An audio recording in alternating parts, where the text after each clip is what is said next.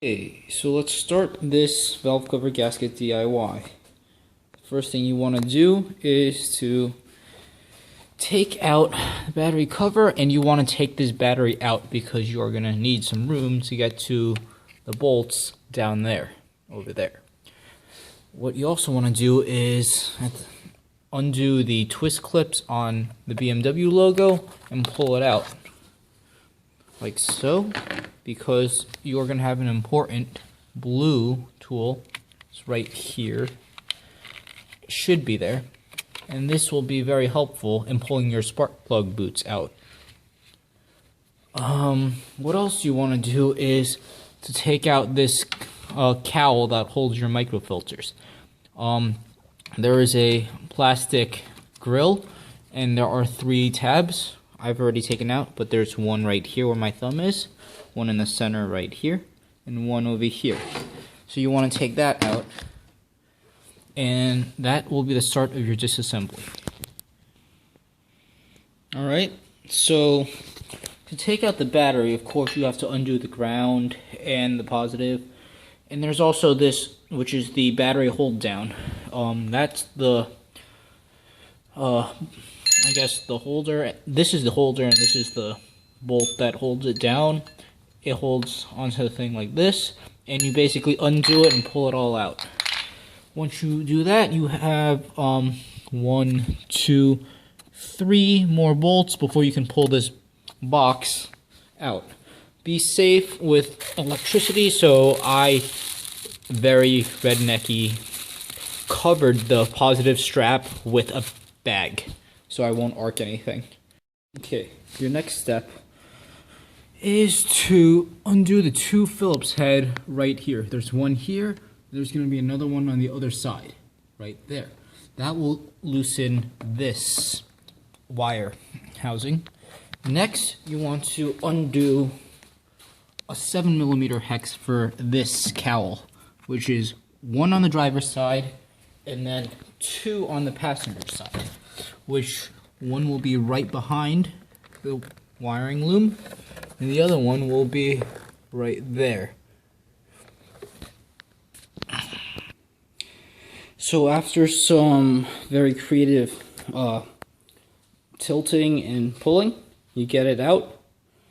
You have to be careful because the wiring loom is still hooked on to the cowl by these 2 spots on the back of the wiring loom. Of course, now you can see those are your microfilters. This now would be a very good time to change them. So if you're just looking for that DIY, you could actually just stop here. But next, we will go on to the rest of this. Okay, so your next step is to remove this, I think it's a coil pack, is what we would call it. And then that is held on by 2 bolts. Then you pull out all 4 of your spark plug boots using your blue spark plug remover tool. And then your last step, well actually you have 2 more steps. You have a connector going into this coil pack, which is right here. You just unscrew it and it comes out easily. Now your last step is you have 1 bolt nut here and another nut right there, and those 2 are for your wires. They actually hold your wires tight to the engine. Remove those 2 and then you pull the whole thing out. Okay, so there's my entire spark plug wiring loom. As you can see in that little catch pan, it's pretty oily. And if you would look at the engine, there are my spark plugs. Yep, there's a bit of oil inside all of them. And if you look all the way down here, yep, that's pretty oily too. And that's where my valve cover gasket is. And well, that's what I'm going to need to replace. Okay, so I've got the spark plugs out. They're surprisingly clean, but they are oily. And if you look into the spark plug hole itself, yeah, there is quite a bit of oil in there. So, a tip, I took a can of compressed air and I blew out the spark plug holes a little bit before taking them out, just in case nothing like dirty drops in there. But you will get dirt and stuff into it. Okay, so you got to remove 15 valve cover bolts, 2 in there in the cylinder head, and then the rest 13 around. Then you have to unplug this breather pipe right here and pull away. As you can see, I've loosened it. So this is my valve cover gasket removed. It's pretty clean. I have no history of this car, so I'm pretty impressed on what it looks like.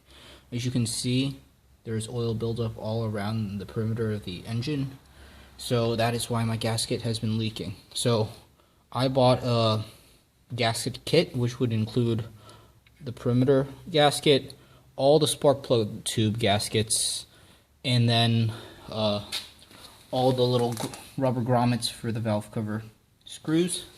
I also went ahead and I bought a oil supply seal, which is that thing right there.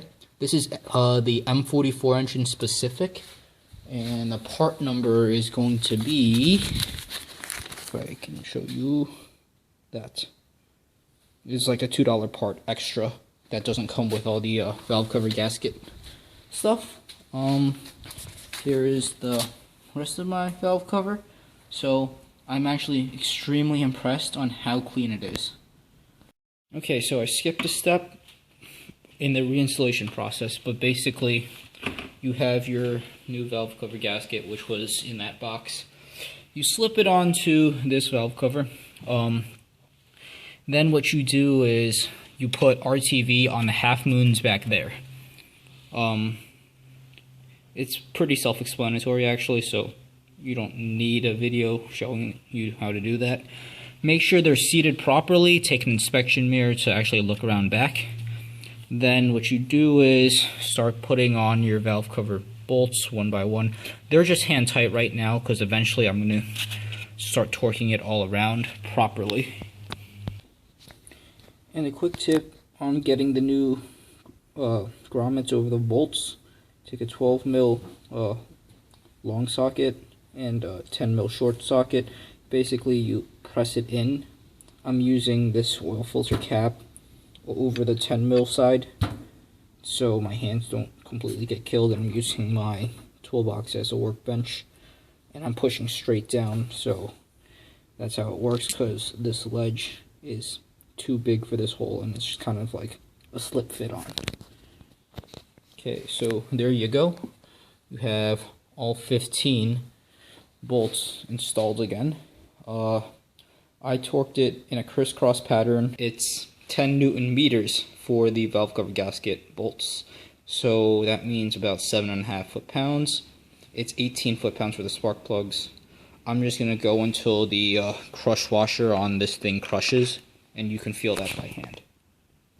While you have everything taken apart, you can actually get easy access to the microfilters. What you basically do is reach back there and pull them out.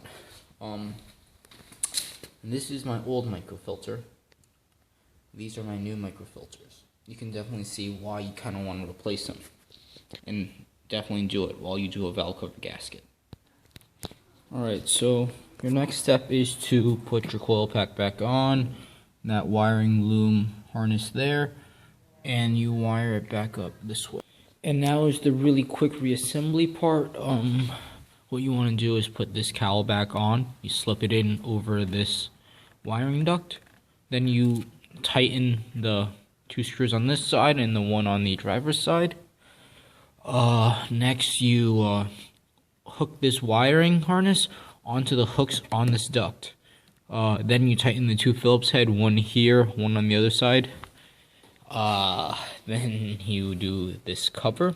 Don't forget to replace the spark plug removal tool in the back, the blue one that I showed you earlier. There's not much else left.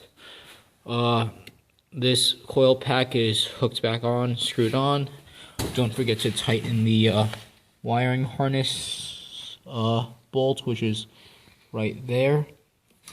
So then this harness is good. spent a lot of time wiping this stuff clean so I can see if there's any immediate leaks. Still not perfect. And then all that's left is to hook up your battery box. Yes, mine's a little rusty, but that's not a big deal because it's going to be surface rust. Anyway, you can see new valve cover gasket, freshly sealed with new grommets. There is my new microfilter because it's a very while you're in there type of deal. And there you go. Thanks for watching, guys. Hope you enjoyed this video.